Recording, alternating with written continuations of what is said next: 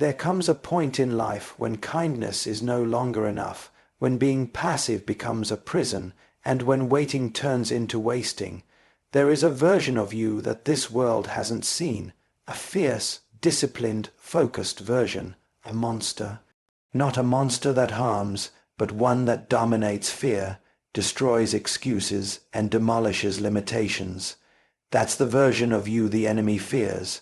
That's the version of you your destiny is waiting for. Today, I'm going to walk you through 8 life-changing principles to help you become a monster. Passivity is the silent killer of destiny. It's not always loud like rebellion or visible like sin, but it is deadly. The passive version of you is always waiting, waiting for a sign, waiting for support, waiting for motivation, waiting for perfect conditions. But life doesn't reward those who wait. It rewards those who move. Every great breakthrough in history was not birthed from convenience, but from conviction. Passivity says, not now. Purpose says, if not now, then when? The enemy of your soul isn't always trying to destroy you through obvious attacks. Sometimes he just lulls you to sleep with delays. He wraps you in comfort, and while you think you're being cautious, you're actually being caged. Some people aren't stuck because they're incapable. They're stuck because they're inactive. Talent without movement is wasted. Vision without bold steps becomes torment. You will never walk into what you're called to until you stop being afraid of motion. Passivity breeds regret. Think of the person who never asked for the promotion, never applied for the scholarship, never pursued their calling. They didn't fail because they weren't smart enough. They failed because they stood still. One day of courageous action is more productive than a year of passive thinking. A monster doesn't ask life to be fair. It demands life to respond. When David saw Goliath, he didn't wait for orders. He didn't go ask for opinions. He didn't say, maybe next time. He ran toward the giant because purpose doesn't need permission. You have to kill that voice in your head that says, let's wait and see. That's not wisdom. That's fear in disguise. The version of you that keeps hesitating, overthinking, doubting, put it in the grave today. You've already heard enough sermons, read enough books, and prayed enough prayers. It's not about getting more information. It's about becoming transformation through action. The monster version of you doesn't just dream. They do. They rise early, they act in faith, and they move even when they're unsure. When God gave you a dream, He never asked for your comfort. He expected obedience. The passive you wants to be liked, wants to stay safe, wants to avoid failure. The monster in you is not reckless. It's just relentless. And the only way to bring that version to life is to bury the one that's been slowing you down. Discipline is not a suggestion. It's a requirement. If you want to become dangerous to darkness, if you want to walk in power and purpose, you must become obsessed with structure. Discipline is the bridge between intention and impact. It separates those who wish from those who win. Without it, your potential becomes wasted energy scattered across distractions and half-done efforts. A disciplined person does not ask, do I feel like doing this today? They already decided who they are, so their actions follow their identity. It's not about motivation. It's about commitment. You don't brush your teeth because you feel inspired. You do it because it's part of who you are. That's how purpose works. That's how monsters are formed. It's what you do daily that defines you, not what you occasionally say or promise. Success in any area, faith, finance, fitness, or relationships, demands discipline. That means setting boundaries others won't, waking up earlier than most, saying no to what feels good so you can say yes to what produces growth. Some people pray for God to bless them, but they never develop the structure to manage the blessing. If you're asking God for more but can't manage what you have, you don't need more. You need discipline. Consider athletes at the highest level. Their strength doesn't come from occasional intensity. It comes from daily repetition. The gym is their altar. Their training is worship. That's what makes them lethal. The same is true for you. If you want to be a force in this generation, if you want to be unshakable, you have to train like your calling depends on it, because it does. Discipline isn't about being robotic. It's about becoming reliable. Heaven only trusts people who are predictable in purpose. If your schedule, your mindset, and your energy are always fluctuating, don't be surprised if your results are too. A monster isn't driven by emotion. They're driven by assignment. When everyone else is resting in comfort, they're working in silence. When others binge mediocrity, they're feasting on excellence. The cost of discipline is high, but the cost of regret is higher. Choose the pain that brings power, not the comfort that brings collapse. Excuses are the language of limitation. They sound reasonable, even logical, but they are dressed-up lies meant to justify your inaction. Every time you make an excuse, you trade your potential for pity. You choose comfort over capacity, reasons over results. Excuses don't serve your future. They protect your fears. The truth is, everyone has a reason to quit. You weren't born in the right family. Someone else wasn't born at all. You didn't finish school. Neither did Thomas Edison. You failed before. So has every single person who ever succeeded at anything worthwhile.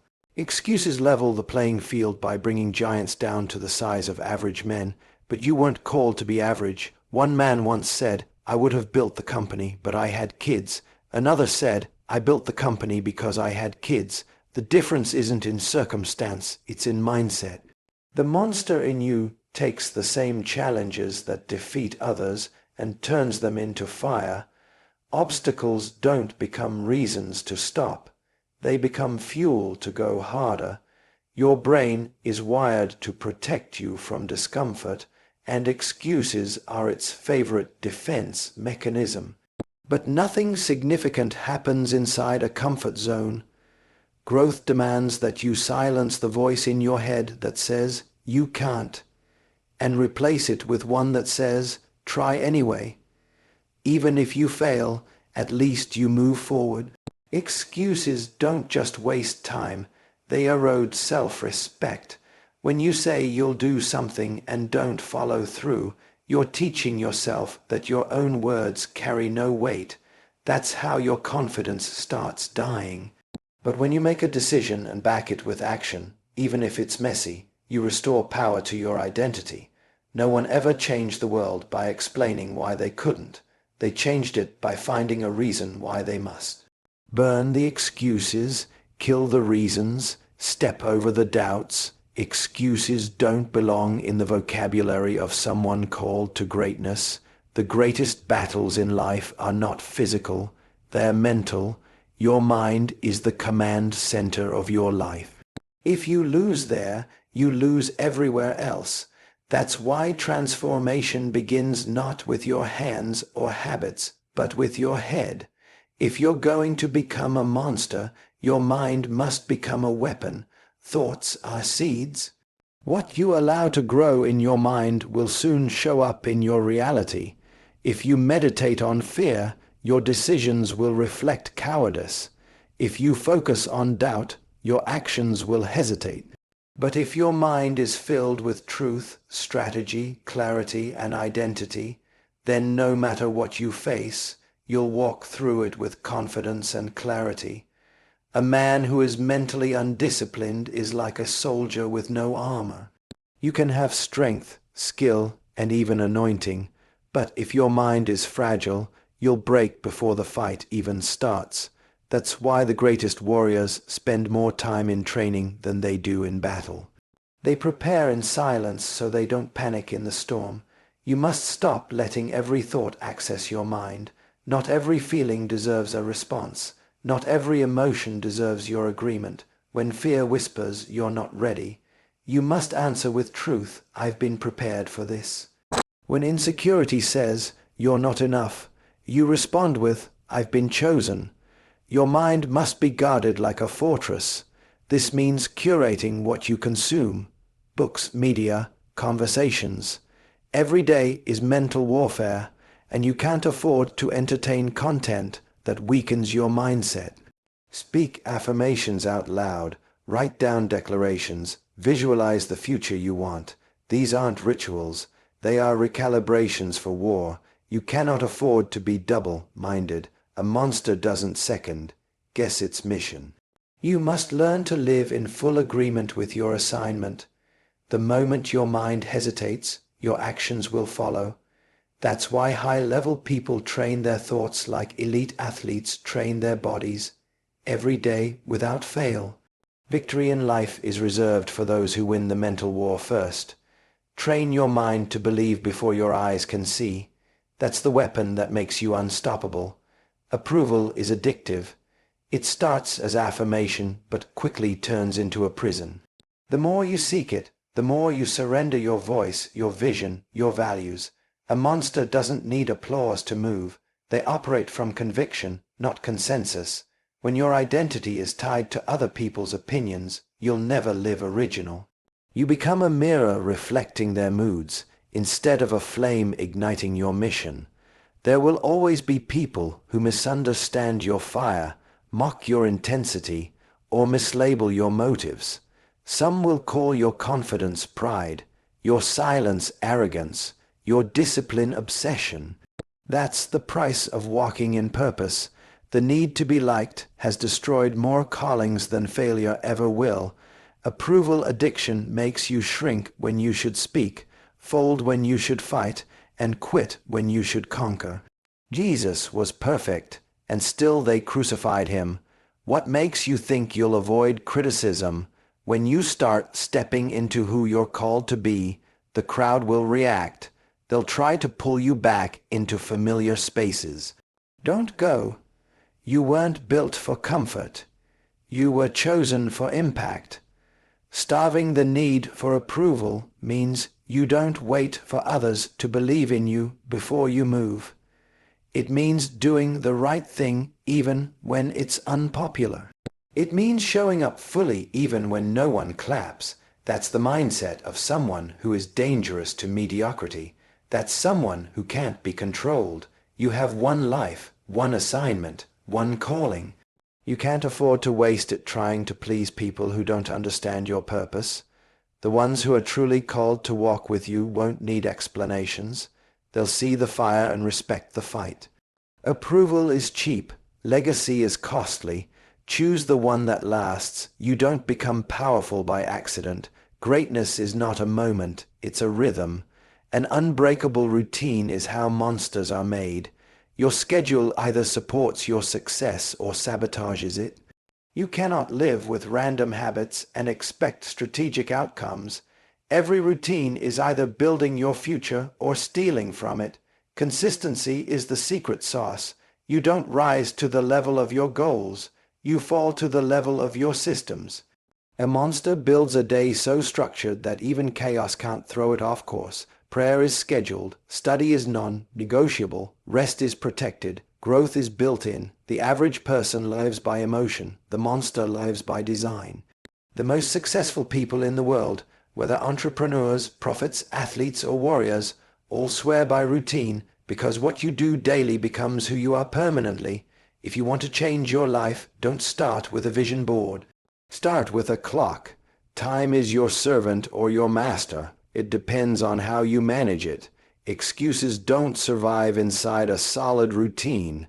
When your habits are aligned with your mission, discipline becomes natural. You wake up with direction. You move with clarity. You don't wait for motivation. You operate from identity. Your schedule reflects your standard.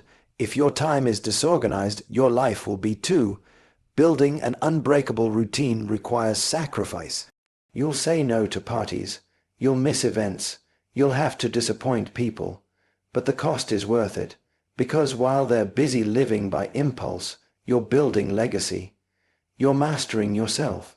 You're creating momentum. The difference between average and unstoppable isn't talent, it's routine. Show me your calendar and I'll show you your future. Image is what people see. Identity is who you are when no one's watching. One is shaped by public approval. The other is forged in private alignment. If you don't know the difference, you'll waste your life performing instead of becoming. You'll master appearances while losing your authenticity. Monsters don't chase applause. They chase accuracy. The pressure to build an image is everywhere. Social media has made it easier to look powerful without actually being powerful. Filters, quotes, followers, they can fool the world, but not your destiny. God doesn't anoint who you pretend to be. He anoints who He created you to be. Image is loud. Identity is grounded. One fades, the other fights. Your image is a costume. It changes based on who you're trying to impress. But identity stands firm even when it's misunderstood. Image is exhausting because it demands constant maintenance. You always have to ask, what will they think? Identity doesn't ask permission. It stands in truth. A monster is not concerned with optics. They know who they are and what they carry. David didn't wear Saul's armor because he understood something most people miss. Identity is your weapon. Saul's armor looked good, but it wasn't his fit. Some of you are tired not because you lack power, but because you're wearing the wrong armor. You're trying to live up to expectations that were never assigned to you. When you stop fighting for your image, you'll start building your real voice. You'll say what needs to be said without fear of backlash. You'll walk away from fake circles that feed your ego but starve your purpose. You'll do the right thing even when it costs you influence. Identity gives you internal peace. You don't second-guess yourself every day. You don't need affirmation to move forward. You don't panic when they unfollow, misunderstand, or criticize you, because you've already decided, I'd rather be whole than impressive. Monsters are not trying to go viral. They're trying to go deeper, and when your soul is anchored in identity, your presence becomes undeniable, even in silence. Aggression isn't always violence. It's intensity directed with purpose. It's the fire in your soul that refuses to accept average. It's the decision to push harder, speak louder, pray deeper, believe stronger. Controlled aggression is what separates people who dabble in greatness from those who dominate it. Some people were taught that being aggressive is wrong, that it's too much, too intense, too bold. That's only true when aggression is reckless, but when it's mastered, it becomes a force hell can't stop. Controlled aggression is what allowed Nehemiah to rebuild a wall while fighting enemies at the same time. It's what drove Jesus to flip tables when the temple was defiled. Meekness is not weakness. It's power under control. There's a version of you that is far too polite with your purpose. You've been asking life for permission when you should have been taking territory. You can't beg for freedom. You have to fight for it. You can't whisper into your destiny. You have to roar. Controlled aggression shows up in how you protect your time, how you defend your values, how you pursue your vision. It's how you confront dysfunction. It's how you silence fear. You don't wait for the enemy to strike. You strike first, with clarity and confidence. Every person walking in divine assignment must know how to switch gears. There are moments for grace and moments for grit. There are times to be gentle and times to get violent in the spirit. Aggression doesn't mean you're out of control. It means you know how to turn pressure into power. Look at every great leader, every revolutionary, every person who shifted a generation. They all had one thing in common: intensity. They didn't coast. They burned. They woke up with fire in their bones and refused to settle. If you want to become a monster, you must learn how to harness aggression, not to harm, but to heal, to build, to advance. It's not about shouting louder. It's about moving with unstoppable force. When you become a monster, you don't beg life to be kind. You command it to respect your calling. The time for weak prayers, empty declarations, and hidden potential is over. It's time to rise. It's time to become who you were destined to be. Stay tuned for the closing. if you'd like me to write that as well.